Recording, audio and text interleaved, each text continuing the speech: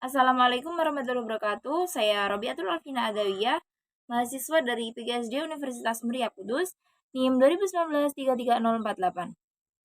Nah, pada kesempatan kali ini saya akan membahas mengenai pentingnya kesadaran dan wawasan dalam perspektif global. Pada video ini, yang pertama saya akan membahas mengenai pentingnya kesadaran dalam perspektif global. Wawasan menurut Ensiklopedia Nasional Indonesia Jilid 17 tahun 1991 adalah sikap pandang atau cara pandang yang melihat sesuatu sebagai suatu kepentingan. Perspektif global mencakup dua sisi, yaitu kesadaran dan wawasan.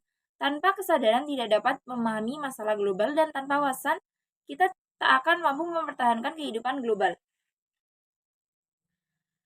Perspektif global mencakup dua sisi, yaitu kesadaran dan wawasan. Dalam kehidupan global, yang pertama kali harus disadari adalah bahwa manusia adalah merupakan warga global sebagai penduduk dunia yang memiliki hak dan kewajiban tertentu. Selain itu, perlu kita sadari bahwa di dunia ini tidak hanya ada kita, akan tetapi ada orang lain yang bermukim di seluruh belahan bumi atau di dunia ini. Oleh karena itu, kita harus banyak mempelajari tentang dunia dan seisinya. Kesadaran kita tentang terjadinya globalisasi adalah sikap atau menerima suatu kenyataan bahwa planet tempat kita berada semakin menyempit dengan adanya terobosan di bidang ilmu pengetahuan dan teknologi. Sikap dalam menghadapi globalisasi ini adalah bukan melawan arus globalisasi, akan tetapi kita harus dapat menjinakkan globalisasi itu sendiri. Untuk meningkatkan kesadaran, mari kita coba untuk memahami mengapa globalisasi ini bisa terjadi. Salah satu faktor yang mendorong kuatnya globalisasi ini adalah adanya kemajuan yang pesat dalam ilmu pengetahuan dan teknologi.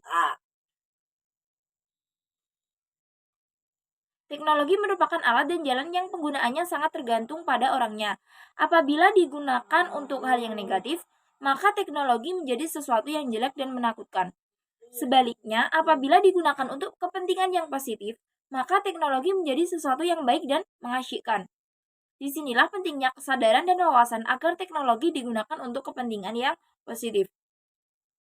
Sadarkah kita bahwa di rumah saat ini sudah dipenuhi dengan alat dan media sebagai hasil kemajuan teknologi? Dapatkah kita menolak kehadiran informasi melalui alat dan teknologi tersebut? Atau apakah kita mempunyai kekuatan untuk menolaknya? Kita tidak perlu menolaknya, yang penting bagi kita bagaimana mengakomodasikan ke dalam pola perilaku sesuai dengan nilai dan budaya kita. Disinilah kita memerlukan kesadaran yang tinggi serta wawasan yang luas dengan kesadaran bahwa kita merasakan adanya kebutuhan memahami masalah global. Serta dengan wawasan yang luas, kita dapat memilih dan memilah informasi atau nilai mana yang diperlukan dan mana yang tidak. Mana yang sesuai dengan nilai budaya kita dan mana yang tidak sesuai dengan nilai dan budaya kita.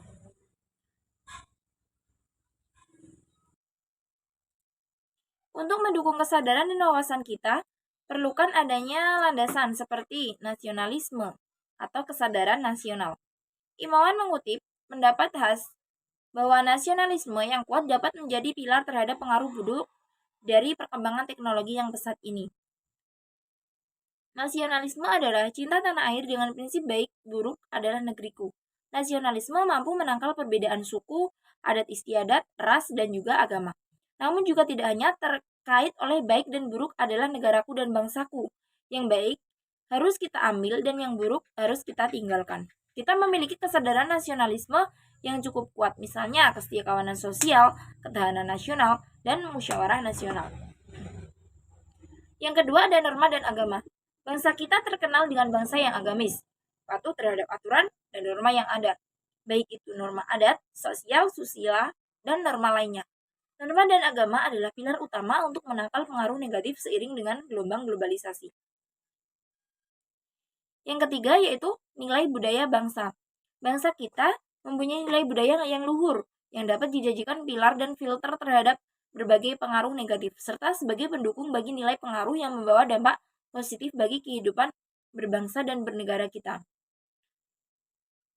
Menurut Emil Samil, dalam Mimbar Pendidikan tahun 1989, ada 4 bidang kekuatan gelombang globalisasi yang paling menonjol, yaitu yang pertama kekuatan pertama yang membuat dunia menjadi transparan dan sempit adalah gelombang perkembangan iptek yang amat tinggi. Yang kedua yaitu kekuatan kedua adalah kekuatan ekonomi. Hal ketiga adalah masalah lingkungan hidup. Dan yang keempat adalah politik. Perlu kita sadari bahwa globalisasi mempunyai dampak positif dan dampak negatif. Positif karena kita dapat mengambil keuntungan dengan perkembangan ilmu dan kemajuan dari negara lain. Akan tetapi akan berubah dengan menjadi dampak positif atau negatif apabila kita tidak mempersiapkan diri dengan berbagai bekal pengetahuan, norma, dan ideologi yang kuat. Apabila kita tidak siap, kita akan tergilas dan jauh ketinggalan dari bangsa lain. Dengan demikian, dalam era globalisasi ini informasi menjadi sangat penting, maka kuasai informasi. Informasi ibarat darah dalam tubuh. Apabila kita ingin bertahan hidup, maka kita harus menguasai informasi. Dalam globalisasi, kita menyadari bahwa setiap bangsa adalah saling bersaing dan berpacu dengan segala perubahan dan kemajuan. Kita akan kalah dalam persaingan kalau kita tidak siap dan tidak mengantisipasinya. Kesiapan kita dalam bersaing adalah penguasaan ilmu pengetahuan dan juga teknologi. Menurut Mohtar Buhari dalam Mimbar Pendidikan tahun 1989, peningkatan daya saing itu adalah dalam hal berikut ini. Yang pertama, peningkatan produksi dan mutu produk. Yang kedua, penguasaan bahasa Inggris sebagai bahasa yang digunakan secara internasional. Yang ketiga, penguasaan ilmu pengetahuan dan teknologi. Dan yang keempat yaitu penguasaan iptek. Nah, itu tadi penjelasan mengenai pentingnya kesadaran dan wawasan dalam perspektif global. Sekian penjelasan dari saya. Semoga bermanfaat. Wassalamualaikum warahmatullahi wabarakatuh.